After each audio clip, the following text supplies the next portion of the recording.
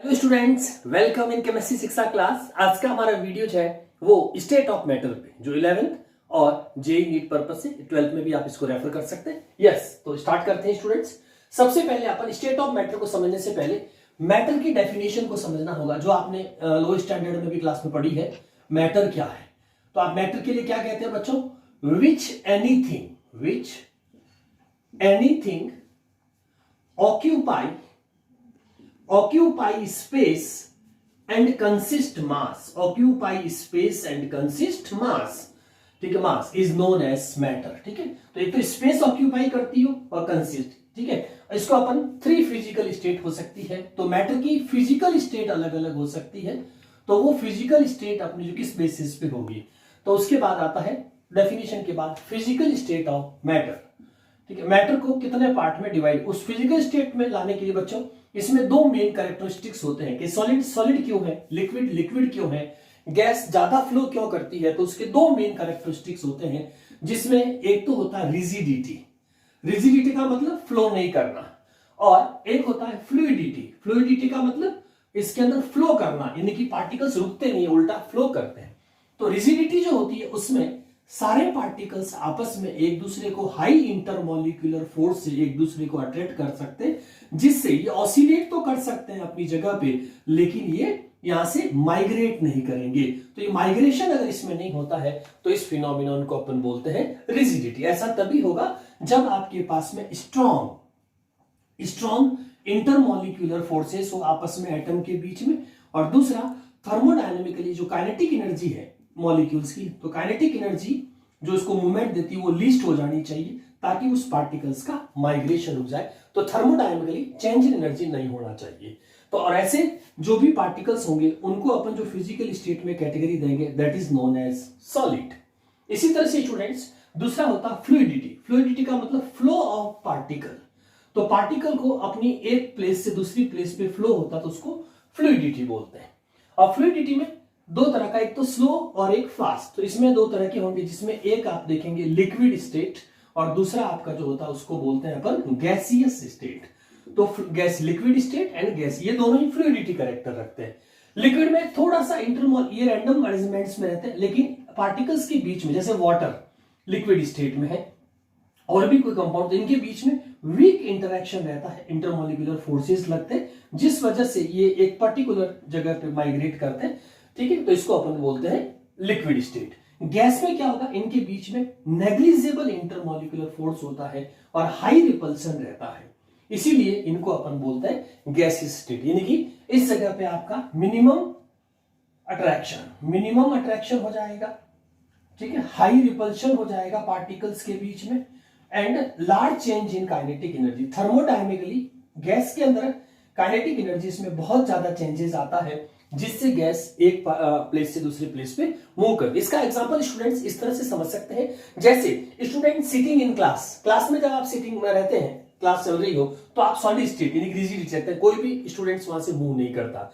और स्कूल की रेसेस हो जाए तो एक पर्टिकुलर बाउंड्री के अंदर आप मूव करते हैं रैंडमली, तो वो आपकी रेसेस के अंदर लिक्विड स्टेट आती है। और फिर आप स्कूल का ऑफ होने के बाद जो घर जाते हैं तो उसमें डिस्टेंस बहुत ज्यादा हो जाती है, तो इसे बोलते students are going at home, that is gaseous state.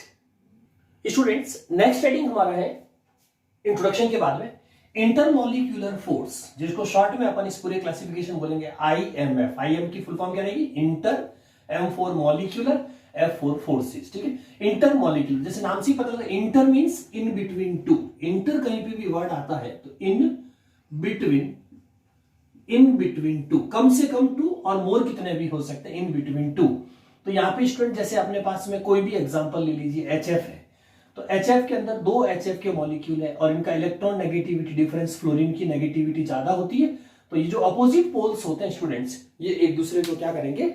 Attract कर देंगे बाय अपोजिट चार्ज, पार्शियल जो चार्ज है इनके पास में।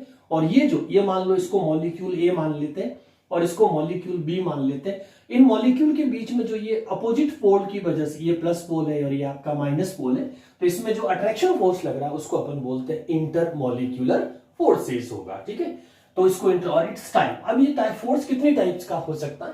तो इसमें जैसे पहला है डायापोल इंटरमोलिक्यूलर फोर्स। अभी मीनिंग बताते हैं आपको डायापोल का, इसका वीडियो भी आप अगर वॉच करेंगे तो dipole ionic intermolecular force, induced dipole intermolecular force, instant induced dipole intermolecular force and hydrogen bonding.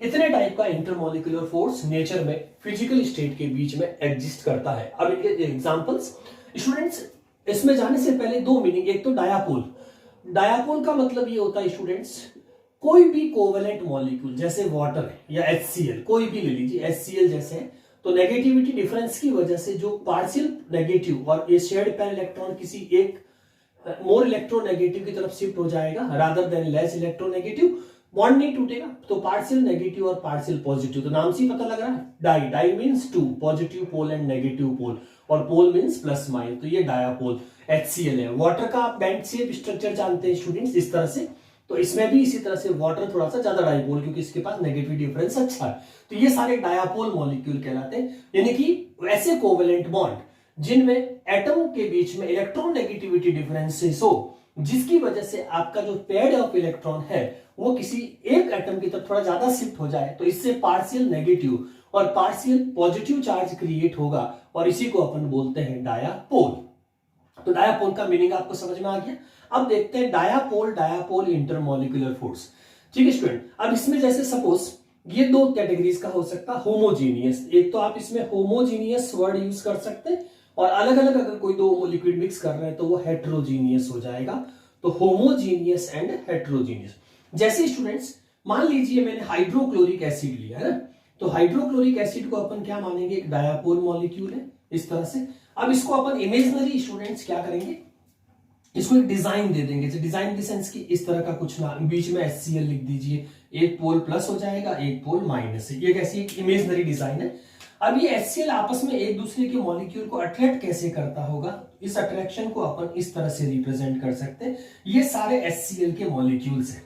तो HCl में क्या होगा स्टूडेंट्स, अपोजिट चार्ज, जैसे प्लस पहले HCl का प्लस माइनस, बीच में HCl लिख दो, HCl, दूसरे का माइनस प्लस, तो ये जो अपोजिट चार्ज होगा students, molecule A, molecule B, A, B, C, D, ये सारे मॉलिक्यूल्स है, और इनके बीच में जो ये आप देख रहे हैं अपोजिट चार्ज की वजह से जो इंटरेक्शन हो रहा है इसको क्या बोलेंगे, डायापोल, तो दो आ गया डायापोल, और इंटरमॉलिक्यूलर फोर्स का मतलब आपस में सेल्फ एसोसिएट हो रहे हैं, तो ये आपका इंटरमॉलिक्यूलर फोर्स, तो ये भी डायापोल है, ये भी और भी डायापोल्स है, इसीलिए ऐसे फोर्स को क्या बोलेंगे, और चूंकि ये सेम टाइप ऑफ मॉलिक्यूल के बीच में है तो इसको बोलेंगे होमोजीनियस डायापोल इंटरमॉलिक्यूलर फोर्स। दूसरा देखिए स्टूडेंट्स, हेट्रोजीनियस में आप मान लीजिए कोई भी दो चीज को मिक्स कर सकते हैं, जैसे आपके पास में hydrochloric acid, dilute hydrochloric acid बनाना हो लैब के अंदर, तो ऑब्वियसली उसमें आप HCl ऐड करेंगे, तो वाटर का इमेजिनरी स्ट्रक्चर आप ऐसे बना दीजिए जिसमें बीच में H2O लिख दो और प्लस माइनस, जैसा कि अपन ने कहा वाटर में पोल, टोटल पॉजिटिव एक जगह लिख दिया, टोटल नेगेटिव एक जगह, और दूसरा मॉलिक्यूल आपका किसका है स्टूडेंट्स, HCl का, तो HCl को भी इसी तरह से मान लीजिए, तो एक प्लस और एक माइनस। अब ये दोनों आपस में जब डाइल्यूट फॉर्म बनाते होंगे तो किस तरह से रहेंगे, इसमें स्टूडेंट्स आपको अल्टरनेट करना है, जैसे ये आपके वाटर मॉलिक्यूल्स हो गए, और वाटर मॉलिक्यूल के अंदर जैसे प्लस माइनस इस तरह से चलाइए, प्लस माइनस, अब इनके बीच में स्टूडेंट्स आप HCl डाल दीजिए, तो जैसे मान लो पहला HCl आपका यहाँ आ गया, ठीक है, तो इस HCl का कैसा होगा, इससे अपोजिट माइनस प्लस HCl, ये आपका H2 है, इसके बीच में जो HCl आएगा स्टूडेंट्स उसका अपोजिट हो जाएगा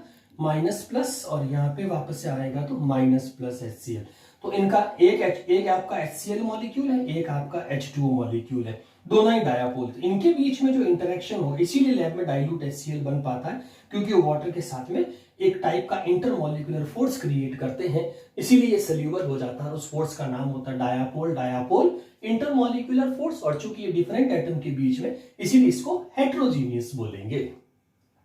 नेक्स्ट सेकंड टाइप है स्टूडेंट्स डायापोल आयोनिक IMF। जैसे स्टूडेंट्स आपको NaCl को डिसॉल्व करना वाटर के अंदर, तो वाटर तो पहले से ही कैसा है स्टूडेंट्स, डायापोल है, अभी अपन देखा NaCl कैसा है, आयोनिक कंपाउंड है, क्योंकि इसमें मेटल और नॉन मेटल, तो आयोनिक कंपाउंड है, तो डायापोल और आयोनिक, जैसे ही आप वाटर के अंदर NaCl ऐड करते हैं तो आपका Na और Cl डिसोसिएट हो जाएगा, और डिसोसिएट होने के बाद चूंकि ये आयोनिक एटम से स्टूडेंट्स तो स्फीयर फॉर्म में रहेंगे ऐसे, और इसके सराउंडेड में डिसॉल्व होने की, इसीलिए देखो अपन NaCl के वाटर को यानी कि नमक के पानी को कितनी देर भी रख दो, कभी भी NaCl बॉटम में सेटल नहीं होगा, क्योंकि उसमें एक फोर्स वर्क करता है वाटर और NaCl के बीच में। तो Na का पॉजिटिव चार्ज, अब आप जानते होंगे स्टूडेंट्स, वाटर का जो स्ट्रक्चर होता है वो बैंड शेप होता है, दैट वी लर्न है ना, बैंड शेप होता है ऐसा। तो बैंड शेप होने की वजह से इसमें क्या होगा, जैसे सोडियम आया तो सोडियम को अट्रैक्ट करके रखने के लिए ऑक्सीजन आगे आ जाएगी, यानी कि इसमें जो स्ट्रक्चर आएगा स्टूडेंट्स वो आपको इस तरह से बनाना है। ऑक्सीजन विल कम फर्स्ट और इसके सराउंडेड में आप पीछे जो रहेंगे वो हाइड्रोजन, क्योंकि हाइड्रोजन का पॉजिटिव चार्ज है। तो ये वाटर एटॉमिक, तो आपका ये तो आयोनिक हो गया और ये आपका डायापोल हो गया, तो नाम क्या पड़ गया, dipole.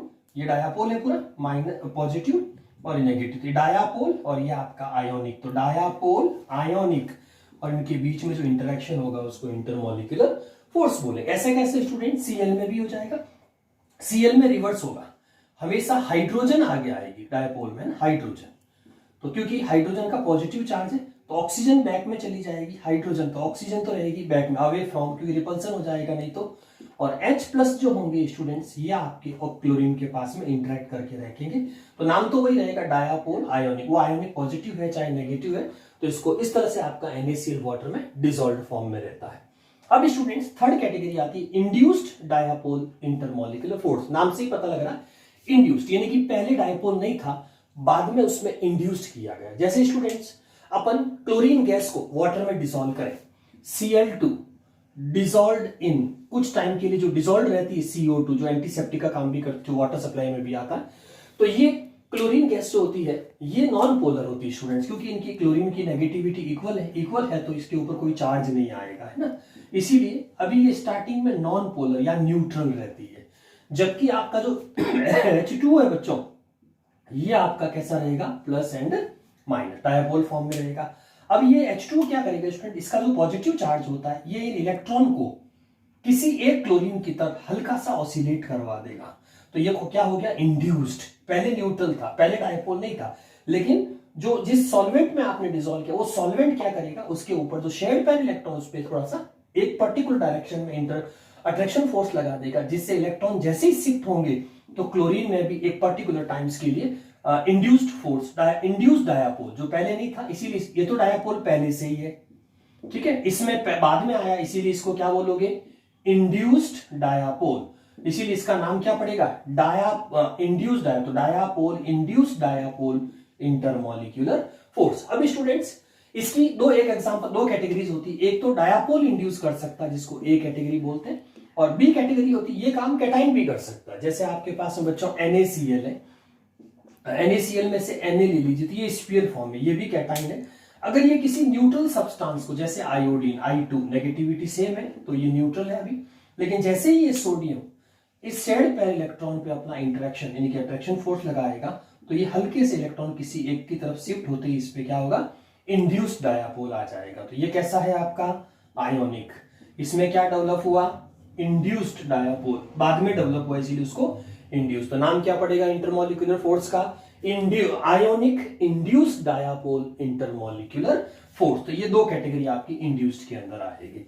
Next student, instant induced dipole intermolecular force, ये जनरली या तो नोबल गैसेस में मिलेगा स्टूडेंट, जहां पे एक फ्रैक्शन ऑफ सेकंड के लिए ऐसा इमेजिन कर लिया जाए जैसे हीलियम मॉलिक्यूल है और उनके इलेक्ट्रॉन और न्यूक्लियस के बीच में कुछ टाइम के लिए अगर सेंट्रीफ्यूगल और सेंट्रीपिटल फोर्स इम्बैलेंस हो जाए, तो उस वक्त इसका न्यूक्लियस इसके इलेक्ट्रॉन को अट्रैक्ट, उस फ्रैक्शन ऑफ सेकंड के लिए एक दूसरे के न्यूक्लियस दूसरे इलेक्ट्रॉन को अपनी तरफ अट्रैक्ट कर देंगे। क्योंकि एक एटम जो होता है बच्चों उसमें पॉजिटिव भी होता है न्यूक्लियस में और सेल में नेगेटिव, तो अपने आप में एटम भी डायापोल होता है, चाहे वो टाइनी है लेकिन डायापोल जरूर होता है। तो ये एक पर्टिकुलर सेकंड के लिए लगता है और वापस डिस्ट्रॉय हो जाता है, इसीलिए इसको बोलते हैं इंस्टेंट, एक फ्रैक्शन ऑफ सेकंड के लिए आएगा। इंड्यूस्ड, चूंकि इन्होंने इसके इलेक्ट्रॉन खींचे इसीलिए इन्होंने इसके खींच लिए, तो ये इंड्यूस्ड फॉर्म होगी। और एटम अपने आप में प्लस माइनस डायापोल, ये एटम भी प्लस माइनस तो डायापोल और इंटर, इसलिए इसको क्या बोलते हैं instant induced dipole intermolecular force. ये स्टूडेंट्स मॉलिक्यूल में भी हो सकता है, अगर आपके पास न्यूट्रल मॉलिक्यूल्स है तो ये मॉलिक्यूल आपस में जिससे अट्रैक्ट रहेंगे, क्योंकि यहाँ पे चार्ज तो होता नहीं है, तो इनके बीच में कुछ इंस्टेंट फोर्स लगते हैं जिसको डिस्पर्सन फोर्स या लंदन फोर्स भी कह सकते हैं। तो इसके दो नाम और याद रख लीजिएगा, इसको डिस्पर्सन फोर्स या साइंटिफिक नेम पे इसको लंदन बॉन्ड भी, लंदन फोर्स कह सकते हैं, और लंदन बॉन्ड भी कह सकते हैं स्टूडेंट्स। और लास्ट वन है हाइड्रोजन। स्टूडेंट हाइड्रोजन बॉन्डिंग के बारे में आपने सुना हो, hydrogen versus more electronegative element like FON, ऐसे याद रख सकते हैं। हाइड्रोजन फॉन करेगा FON को, तो उसी में हाइड्रोजन बॉन्ड होगा, क्योंकि इसकी कंपलसरी कंडीशन है कि उसमें नेगेटिविटी 3 और मोर देन 3 होनी चाहिए। तो फ्लोरीन की 4 होती है, ऑक्सीजन की 3.5, नाइट्रोजन की 3.01 और हाइड्रोजन की 2.1। तो इनके बीच में जो इंटरेक्शन, जैसे स्टूडेंट्स वाटर, तो वाटर के बीच में जो फोर्स लगता है, तो ये आपका पॉजिटिव और नेगेटिव, तो दो वाटर के मॉलिक्यूल के बीच में जो फोर्स लगेगा, इसको अपन क्या बोलेंगे, हाइड्रोजन बॉन्डिंग। बहुत सारे एग्जांपल है, आप HF में देख सकते हैं, NH3 तो ये है students total type of intermolecular forces. Video pause करके, ठीक है, फोटो ले लीजिए और नोट कर लीजिए। यस स्टूडेंट्स, अब इंटरमॉलिक्यूलर फोर्स के बाद हम नेक्स्ट टॉपिक लेते हैं, द गैस लॉज। इनकी कौन कौन से गैस लॉज अपन को पढ़ने हैं। उसमें मोस्टली 4 लॉज मेन होते हैं स्टूडेंट्स। एक तो बॉयल्स लॉ, एक होता है चार्ल्स लॉ, एक होता है गैलुसेक लॉ और एक होती है एवोगैड्रो लॉ। स्टूडेंट इसमें ट्रिक ये है कि जैसे आपको एग्जाम में रिकॉल कैसे करना है कि कौन सा लॉ किस दो वेरिएबल फंक्शन के बीच में रिलेशंस बताता है। तो सिंपल सा एक ट्रिक ऐसे याद रखिए स्टूडेंट्स, इसमें आप क्या करो, पहले आइडियल गैस इक्वेशन याद कर लो। हालांकि आइडियल गैस इक्वेशन इससे डिराइव होगी, लेकिन इसको याद रखने से आपको फायदा ये होगा कि आप लॉ की डेफिनेशन, लॉ के फॉर्मूले आराम से याद कर पाएंगे। तो आइडियल गैस इक्वेशन है ना, तो आइडियल गैस इक्वेशन क्या होती है स्टूडेंट्स, PV = nRT, ये हो गया, ठीक है, इसको याद रखिए। इसमें से R क्या है, गैस कांस्टेंट है, ठीक है। अब आपके पास टोटल कितने वेरिएबल्स रहेंगे, pressure, volume, mole of gas जिसको अमाउंट ऑफ गैस भी कह सकते हैं, और टेम्परेचर। अब चूंकि कोई भी लॉ होगा स्टूडेंट्स, ऑब्वियसली किसी दो वेरिएबल्स में काम आएगा, और जो उस लॉ में काम नहीं आएंगे इनमें से वेरिएबल्स, उनको कांस्टेंट या फिक्स्ड मान लेंगे। इससे आप आराम से डेफिनेशन बना सकते हो। पहले तो अपन को पहले राउंड में ये पता लगाना है कि कौन सा लॉ कौन से दो वेरिएबल को इंडिकेट कर रहा है, उनका आपस में रिलेशन क्या। तो स्टूडेंट ध्यान रखिए, बॉयल्स लॉ, ठीक है, तो बॉयल्स से याद रख लीजिए P inversely proportional to V, और इसका ट्रिक है याद रखने का, बॉयल्स ने लस्सी पीवी, बॉयल्स ने लस्सी पीवी, ठीक है, तो लस्सी पीवी मतलब इनवर्सली प्रोपोर्शनल, याद रख लीजिए। फिर है चार्ल्स को घूमने का शौक है, तो ये चार्ल्स किसी बढ़िया प्लेस पे जाता तो चल VT, ठीक है, कोई प्लेस का नाम दे दिया आपने चल VT, तो चार्ल्स का मतलब चलना और VT, चल VT, तो वॉल्यूम और टेम्परेचर का हो गया। गैलुसेक है, तो गैलुसेक जी पटना गए, गैलुसेक जी पटना गए, तो पटना से याद रह जाएगा प्रेशर और टेम्परेचर। और एवोगैड्रो के मना करने की आदत थी, इसीलिए इसको बोलते हैं नो वे, यानी कि N और V में। तो पहले राउंड में स्टूडेंट एटलीस्ट आपको ये पता लग जाना चाहिए कि कौन सा लॉ किससे रिलेटेड है। तो जैसे हम आपसे कहते हैं कि बॉयल्स लॉ, तो आप क्या कहोगे, it gives relation between pressure and volume, चाहे वो इनवर्सली है, डायरेक्टली रिलेशन दे रहा। Charles law which gives relation between volume and temperature, Gay Lussac law which gives relation between pressure and temperature, और Avogadro means amount of gas, जिसको mole भी कह सकते हैं, और आपका वॉल्यूम। तो याद कैसे रखेंगे, वापस से रिकॉल करिए, बॉयल्स ने लस्सी पीवी, है ना, और फिर चार्ल्स का घूमने का शौक, तो चल VT किसी स्पेस का, प्लेस का नाम हो सकता है। गैलुसेक जी पटना गए, तो पटना में PT आ जाएगा, और एवोगैड्रो की मना करने की आदत है, तो नो वे, कहीं नहीं जाना है, इनको शौक नहीं था घूमने का, तो नो वे आ जाएगा, ठीक है। अब देखो स्टूडेंट्स, इनके साथ में कांस्टेंट कौन कौन है, जो वेरिएबल इसमें नहीं आया वो अपन डेफिनेशन के अंदर कांस्टेंट पे बोलेंगे, इसको याद रखिएगा पक्का। तो अब देखो कौन P और V आया, इसका मतलब कौन सा नहीं आया, N और T नहीं आया, तो N और T यहां पे कांस्टेंट रहेगा। इसमें क्या आया, VT, तो V और T आया, तो पीछे क्या रह गया, N और P इसमें कांस्टेंट आएगा। फिर है PT, तो यह आपका P और T हो गया, तो पीछे क्या रह गया, N और V, इसमें कांस्टेंट आ जाएगा या फिक्स्ड आ जाएगा। और N और V अगर आपने यूज कर लिया तो पीछे क्या बचा, P और T। तो इसीलिए ये आइडियल गैस इक्वेशन स्टूडेंट्स अगर आप याद रखेंगे तो आपको किसी लॉ को याद करने में कोई प्रॉब्लम्स नहीं आएगी। इसीलिए इसको पहले रफ में लिख दो आप, PV = nRT, फिर इसके बेसिस पे आप अपने लॉज के बारे में जो मैंने ट्रिक बताई और प्लस उसकी डेफिनेशंस में, ठीक है। अब जैसे आप डेफिनेशन देंगे स्टूडेंट, कोई भी रटना नहीं है, कोई भी आपसे पूछ ले बॉयल्स लॉ की डेफिनेशन, वो बहुत सिंपल है, आपको बॉयल्स की लस्सी PV, तो PV तो आपको याद रह गया, तो अपन क्या कह देंगे, at fixed amount of gas. N के लिए जो वर्ड यूज करेंगे स्टूडेंट्स वो कहलाएगा एट फिक्स्ड अमाउंट, का मतलब वही मोल ही हो गया, fixed amount of gas. At fixed amount of gas the pressure is inversely proportional to volume, ठीक है, fixed amount of gas and constant temperature, the pressure is inversely proportional to volume is called Boyle's law. Charles को कैसे define करोगे? That fixed amount of gas and constant pressure the volume is directly proportional to temperature is known as Charles law. Definition आपको खुद को बनानी आनी चाहिए। गैलू से कहां गए? पटना, तो पीटी आ गया, तो पीछे क्या बचा? एनवी। तो fixed amount of gas and fixed volume the pressure is directly proportional to temperature, इसीलिए इस लॉ को प्रेशर टेम्परेचर लॉ भी बोलते हैं। ठीक है, और एवोगैड्रो लॉ में क्या होगा? मना करना, तो एनवी नो वे, और इसमें हो जाएगा पीटी कांस्टेंट। तो at constant temperature and pressure the mole of gas या amount of gas is directly proportional to volume. तो ये आपका स्टार्टिंग के अंदर कौन से इस लॉ के बेसिस पे। अब स्टूडेंट इसमें से लॉ 1, लॉ 2 और लॉ 4 ये जो है ये मिलके आपके आइडियल गैस इक्वेशन का डेरिवेशन करेंगे, जो आगे डिस्कस। अब अपन को इंडिविजुअल लॉ में और क्या एक्स्ट्रा लिखना वो देखिए। यस स्टूडेंट्स, अब अपन वन बाय वन डिस्कस करते हैं न्यूमेरिकल में किसी लॉ को कैसे काम में लेंगे। तो इसके लिए पहला लॉ याद करिए, कौन सा था students? Boyle's law. Video pause करके सोचो इसके रिलेशन क्या था, अभी जस्ट मैंने बताया था। तो Boyle's law gives mathematical relation, Boyle's ने रस्सी पीवी, इसका मतलब पी और वी। यहां बोलिए आप ऐसे डायरेक्टली पी वर्सेस आपका वी हो जाएगा।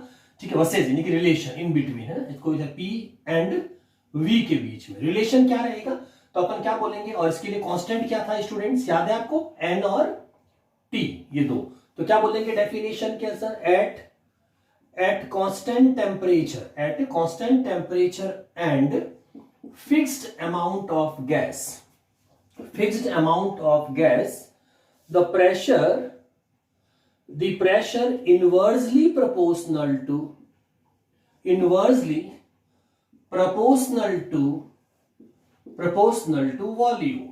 volume। ये आपकी नोन एज बॉयल्स लॉ। ठीक है, नोन एज बॉयल्स लॉ। अब आप रिलेशन ले लीजिए, यहाँ पे P रेसिप्रोकल ऑफ V इस तरह से हो जाएगा। तो ये आपका रिलेशन ग्राफ जब रिप्रेजेंट करेंगे स्टूडेंट्स इसके अंदर, तो एक तरफ P और V ले लीजिए, चूंकि ये इनवर्सली है इसीलिए आपका ग्राफ इंक्लाइंड आएगा, क्योंकि एक चीज बढ़ेगी दूसरी हमेशा इसमें कम होगी। तो one increases second will be decreases. तो ये आपका इस तरह का ग्राफ आएगा। अब चूंकि स्टूडेंट न्यूमेरिकल में या तो दो सिचुएशन को कंपेयर कराते हैं या ए और बी गैस मानते हैं, इसीलिए हमें इस लॉ को डिराइव करें तो ये प्रोपोर्शनल को हटाएंगे तो कांस्टेंट आ जाएगा के और अपॉन में आ जाएगा वी। वी को इधर ट्रांसफर कर दो, क्या बन जाएगा? PV is equals to K. ये आपका विद कांस्टेंट पीवी वेरिएबल आ गया। ठीक है, अब ये क्या करेंगे, आपको न्यूमेरिकल के अंदर ए और बी दो कंडीशन दे देंगे, या तो दो कंडीशन दे देंगे या दो गैस अलग अलग मान लेंगे, जिसमें आपको P1 V1 इक्वल्स टू के और दूसरा हो जाएगा P2 V2 इक्वल्स टू के। ठीक है, फिर इन दोनों को कंपेयर कर लीजिए। कंपेयर करते ये आपका न्यूमेरिकल फॉर्मूला बन जाएगा। तो दोनों को कंपेयर करो तो क्या आ जाएगा? P1 V1 P2 V2, ये आपका न्यूमेरिकल फॉर्मूला हो गया। अब जब आपको एग्जाम में न्यूमेरिकल मिलेगा तो इसमें से तीन वेरिएबल आपको दे रखे होंगे, एक वेरिएबल ही आपको कैलकुलेट करना होगा। तो आप बॉयल्स लॉ को इस तरह से अप टू न्यूमेरिकल यूज कर सकते हैं। स्टूडेंट्स नेक्स्ट है सेकंड, जिसको अपन ने याद किया था, कौन सा? चार्ल्स लॉ, है ना। तो चार्ल्स को क्या था? चलने का शौक था, इसीलिए वीटी। तो it gives relation between V and T के बीच में रिलेशन देगा ये लॉ। ठीक है, तो डेफिनेशन क्या बनेगी स्टूडेंट, याद करिए। Vt आ गया तो पीछे क्या रहा? N और P। तो अपन क्या बोलेंगे? At constant pressure and fixed amount of gas, ये N हो गया, फिक्स्ड अमाउंट ऑफ गैस, जिसको मोल भी कह सकते हैं आप, gas. The volume is directly proportional to temperature के प्रोपोर्शनल टू को क्या बोलेंगे? Charles law. फॉर्मूला क्या आएगा? Vt, यानी कि V directly proportional to T, ये आपका फॉर्मूला हो गया। ग्राफ कैसा बनेगा इसका? तो चूंकि डायरेक्टली प्रोपोर्शनल टू है तो V और T में आपकी हमेशा स्ट्रेट लाइन आएगी स्टूडेंट्स। ठीक है, और कांस्टेंट क्या क्या है इसके लॉ के लिए? तो कांस्टेंट आपका एक तो अमाउंट हो गया और एक प्रेशर, ये आपका इसमें कांस्टेंट या फिक्स्ड रहेगा। ठीक है, अब वही के प्रोपोर्शनल हटाएंगे तो के आ जाएगा, तो V is equals to K T variable को नीचे ट्रांसफर कर दो, V upon T equals to K. ये आपका विद कांस्टेंट फॉर्मूला आ गया। अब वही जब न्यूमेरिकल पर्पस से इस चार्ल्स लॉ को यूज किया जाएगा स्टूडेंट्स, तो इसको ए और बी कंडीशन, या तो ए और बी कंडीशन हो सकती है या दो अलग अलग गैस के लिए आपका कंपेरिजन कराते। कंपेरिजन करें तो एक पहली गैस के लिए क्या होगा? V1T1K, दूसरी के लिए हो जाएगा V2T2K। ठीक है, कंपेयर कर लिया, K से K गया तो वापस क्या बचा पीछे, P1T1 इक्वल्स टू V2T2। ये आपका फाइनल फॉर्मूला हो गया स्टूडेंट्स। आप न्यूमेरिकल में 3 वेरिएबल आपको दे रखेंगे और एक आपको सॉल्व करना है। स्टूडेंट इसमें ये भी ध्यान रखना कौन सा लॉ पहचान में कैसे आइडेंटिफाई कैसे करेंगे कौन से लॉ का फॉर्मूला, बहुत सिंपल है, आपका सारा ध्यान कांस्टेंट पे होना चाहिए। क्योंकि जब न्यूमेरिकल स्टार्ट करते हैं कोई भी गाइड के अंदर, तो स्टार्टिंग में लिखते हैं एट कांस्टेंट टेम्परेचर, इतना मतलब कि बॉयल्स के और at constant only eight constant temperature है तो आपके बॉयल्स लो होने की प्रोबेबिलिटी है, और दूसरा एट कांस्टेंट प्रेशर है ओनली तो आपका चार्ल्स लॉ हो गया। प्रेशर टेम्परेचर दोनों होंगे तो एवोगैड्रो हो जाएगा, और वॉल्यूम और वो उसमें दूसरा गैलुसैक वाले पीटी रहेंगे, एनवी कांस्टेंट। आपको कांस्टेंट पे ध्यान रखना कौन सा लॉ लगेगा, तो ये था आपका चार्ल्स लॉ, चल VT. Yes students, third law हमारा है वो है गैलुसैक लॉ, गैलुसैक लॉ। स्टूडेंट्स गैलुसैक लॉ क्या करता है, प्रेशर एंड टेम्परेचर पटना गए, याद रख लीजिए, कांस्टेंट क्या रहेगा एन और वी, या आपके दोनों कांस्टेंट या फिक्स्ड कह सकते हैं आप इनको, फिक्स्ड। ठीक है, डेफिनेशन कैसे बनेगी, at fixed amount of gas and volume, दोनों साथ में लिख दीजिए, वॉल्यूम को फिक्स लिख सकते हैं, gas and volume, the pressure is directly proportional to किसके हो जाएगा, टेम्परेचर के, is known as Gay Lussac law. क्या बनेगा formula, P directly proportional to T, सीधे पटना गए, सीधे।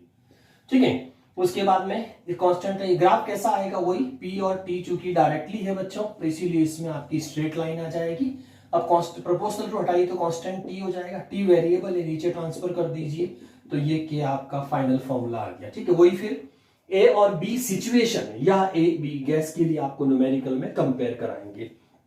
तो पहली गैस या सिचुएशन के लिए P1T1 इक्वल्स टू K और दूसरी सिचुएशन के लिए P2T2 equals to K। K से K कैंसिल हो जाए कंपेयर करने के बाद में, तो फाइनल फॉर्मूला क्या निकलेगा, P1T1 P2T2, ये आपका आंसर हो जाएगा। न्यूमेरिकल में 3 वेरिएबल दे रखे होंगे, एक आपको कैलकुलेट करना है। स्टूडेंट्स फोर्थ लॉ का डिस्कशन करते हैं। फोर्थ लॉ जो हमारे पास में है वो है एवोगैड्रो लॉ। ठीक है, एवोगैड्रो लॉ। एवोगैड्रो लॉ में क्या था, N एंड V, इनके बीच में इन्होंने मैथमेटिकल रिलेशंस बताया। कांस्टेंट क्या रहेगा, P, तो P और T दोनों साथ में कांस्टेंट आते हैं, इसका मतलब एवोगैड्रो लॉ लगेगा। ये इसमें ट्रिक है, याद रखिएगा। तो आपको कांस्टेंट के बेसिस पे आइडेंटिफाई कर सकते हैं। डेफिनेशन बनाए तो ये डायरेक्टली है, नो वे में, तो क्या बोलेंगे, दी, या पहले ये लिख दीजिए एट कांस्टेंट, तो पहले लिख दो at constant temperature and pressure the amount of gas, mole भी कह सकते हैं आप इसको, the amount of gas is directly proportional to volume, is known as Avogadro law. ठीक है, और इसको क्या लिखेंगे students, N directly proportional to V हो जाएगा। ग्राफ जब देंगे तो N और V के बीच में डायरेक्टली है तो स्ट्रेट लाइन आएगी, प्रोपोर्शनल टू हटाओ तो क्या आ जाएगा, KV। ठीक है, V को इधर ट्रांसफर कर दो, दोनों वेरिएबल इक्वल्स टू K, ये कांस्टेंट के रेस्पेक्ट में सिचुएशन आ गई। अब वही वापस से याद करो, A और B दो कंडीशन हो सकती है या दो अलग अलग गैस हो सकती है। पहली के लिए क्या करेंगे, N1 क्या बोलेंगे उसको, N1V1 इक्वल्स टू K, और दूसरा हो जाएगा N2V2 इक्वल्स टू K। ये आपके पास में दो गैस के रिलेशंस आ गए, N1V1 और दूसरी बार N2V2। अब K से K कैंसिल करेंगे तो फाइनल फॉर्मूला N1V1 N2V2, ये आपका फाइनल फॉर्मूला जो न्यूमेरिकल। यस, वीडियो पॉज करके फोटो ले लीजिए या नोट कर लीजिए। स्टूडेंट्स नेक्स्ट अब अपने लॉ पढ़ लिए। अब लॉ के बेसिस पे जो हमने शुरू में इक्वेशन सीखी थी, ideal gas equation PV equals to nRT, तो वो एक्चुअली अपने ट्रिक के लिए अपने पहले लर्न कर ली। लेकिन आइडियल गैस इक्वेशन का डेरिवेशन जो है वो इन 3 लॉ से बनता है, बॉयल्स लॉ, चार्ल्स लॉ और एवोगैड्रो। याद रहे स्टूडेंट, गैलुसैक को इंक्लूड नहीं करना क्योंकि 2 वेरिएबल ऑलरेडी इसमें अवेलेबल है, प्रेशर टेम्परेचर, इसीलिए गैलुसैक को कंसीडर नहीं करना है। तो देखो कैसे डेरिवेशन कैसे बनेगी आइडियल गैस इक्वेशन। तो बॉयल्स का क्या रिलेशन होता है बच्चों, बॉयल्स ने लस्सी PV तो PV हो गया।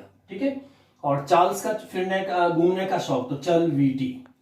ठीक है, और वीटी हो गया, उसके बाद में एवोगैड्रो का मना करना, कहीं नहीं जाना, तो नो वे, ये तीन हो गया। अब देखो स्टूडेंट, इन सब में वॉल्यूम कॉमन आ रहा है, तो इसको मैं रिवर्स लिख सकता हूं, तो मैं इसको और क्या लिख सकता हूं, तो ये आपका हो जाएगा v अपॉन p, एक ही बात है, इनवर्सली है, इसको इक्वेशन 1 मान लीजिए। दूसरे में ऑलरेडी v इधर ही है, तो ये इसके साथ लिख देते हैं एक बार अपन v2, ये आपकी इक्वेशन 2 हो जाएगी। थर्ड में स्टूडेंट चेंज कर सकते हैं डायरेक्टली में, v इधर ले लिया और n उधर, ये आपकी इक्वेशन 3 हो जाएगी।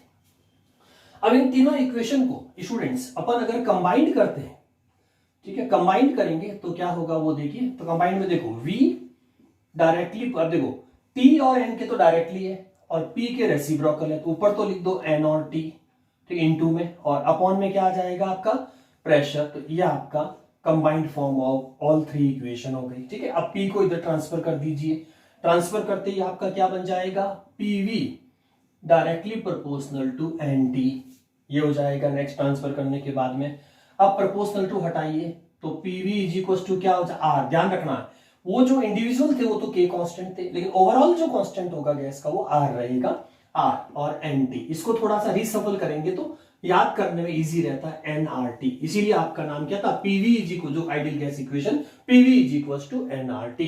तो ये फाइनली हमारे न्यूमेरिकल में भी यूज होगी, और ये वेरी फेमस स्टूडेंट जिसको अपन बोलते हैं आइडियल गैस इक्वेशन। थर्मो में भी इसका यूज होता है और इक्विलिब्रियम में भी यूज करते हैं पार्शियल प्रेशर निकालने के लिए, और इस चैप्टर में इंडिविजुअली भी इसके न्यूमेरिकल्स हैं। ठीक है, अब देखो एग्जाम में अगर स्टूडेंट n क्या है, मोल है, मोल नहीं दे रखा है तो आप इसको मास अपॉन, मास को w लिख सकते हैं और नीचे मोलर मास हो जाएगा, तो मोलर मास को अपन m लिख सकते हैं, तो इसकी जगह पे pv is equal to w upon mRT। तो न्यूमेरिकल के लिए आप ये भी प्लेस कर सकते हैं। सारी चीज एमकेएस टाइप में लेनी, जैसे टेम्परेचर है तो केल्विन में लीजिए, है ना, प्रेशर है तो आपका लीटर में लीजिए। और स्टूडेंट्स इसमें r जो है वो गैस कांस्टेंट है, r क्या कहलाएगा, गैस कांस्टेंट। इसकी जो वैल्यू होती है वो दो मेन है, एक तो एमकेएस में जब लेंगे तो 8.314 जूल केल्विन मोल पर केल्विन मोल, और एक एटमॉस्फेयर पर लीटर में लेंगे तो 0.082, ठीक है, ये आपकी हो जाएगी एटमॉस्फेरिक पर लीटर। तो ये दो वैल्यूज मोस्टली यूज होती है इसके अंदर, कोई भी न्यूमेरिकल्स के अंदर। ठीक है, और एक लास्ट स्टूडेंट्स, जब कोई आइडियल गैस इक्वेशन पे तीन वेरिएबल पे न्यूमेरिकल आता है, जैसे मान लो n और r तो कांस्टेंट हो जाए, लेकिन pvt, तो अपन इफ यहां लिखते हैं, इफ n एंड r तो पहले से कांस्टेंट है, बोथ कांस्टेंट या फिक्स्ड, तो अब पीछे क्या बचा, pv equals to t, t को इधर लिया हो तो pv upon t equals to constant जो फिक्स्ड है, ये आ जाएगा। अब वही दो सिचुएशन जो कंपेयर करेंगे तो ये बन जाएगा P1T1 इक्वल्स टू हो जाएगा P2V2 और T2। तो अगर कोई थ्री वेरिएबल वाला न्यूमेरिकल एग्जाम में आता है तो वो इस फॉर्मूले से सॉल्व होगा स्टूडेंट। तो ये ideal gas and its application. तो स्टूडेंट्स इन सब लॉस पे और आइडियल गैस इक्वेशन पे आप लोग न्यूमेरिकल प्रैक्टिस कर लेंगे। ठीक है, तो ये हमारा एक वीडियो जो स्टेट ऑफ मैटर का पार्ट 1। Thank you.